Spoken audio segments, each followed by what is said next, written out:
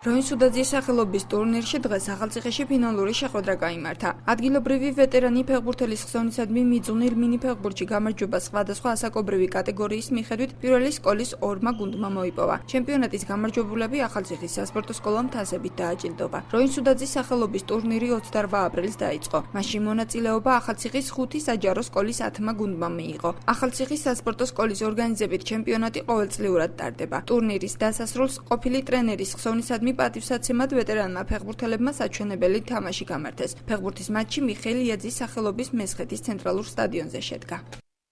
28 რიცხვიდან დაიწყეთ ქალაქის ღია პირველობა მიძღვნილ როინ სუდაძის ხსოვნისადმი. ეს ისეთი ტურნირია, რომელიც ყოველ წელიწადს ვატარებთ ამ ტურნირს, ეს ჩვენი ტრადიციად იქცა. 5 გუნდი შეგროვდა, 5 პატარა ასაკის გუნდი და 5 საშუალო ასაკის გუნდი. დღეს პირველ ტაიმში კარგად წავედით, მაგრამ მეორე ტაიმში გაგვიჭერდა, მაგრამ საბოლოო ჯამში მოვიგეთ და მე გმაყოფილი ვარ თამაშით და ძალიან მიხარია. მეორე ტაიმში კარგად ვთამაშეთ, ცოტა სუსტი მეკარე ყავდა და დავმარცხდით საბოლოოდ, მაგრამ მაინც გმაყოფილები დავჭით.